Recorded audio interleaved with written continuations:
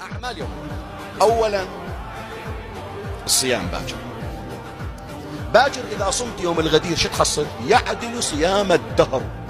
شلون من أول يوم خلق الله الأرض إلى آخر يوم في الكرة الأرضية، هذا الزمن كله لو كل الناس تقضيه بالعبادة شقد ثوابهم، الله يعطيك ثواب الزمن كله ببركة صيام يوم الغدير.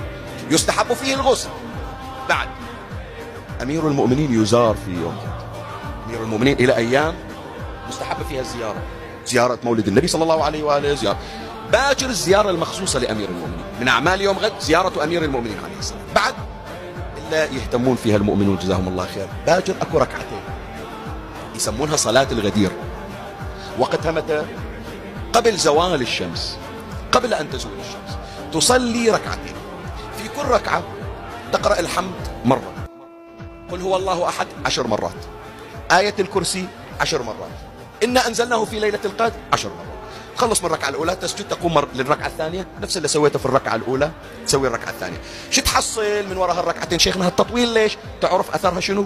في الروايات يعطيك الله على هذه الصلاة ثواب 100,000 حجة و100,000 عمرة، وتقضى لك حوائج الدنيا والآخرة.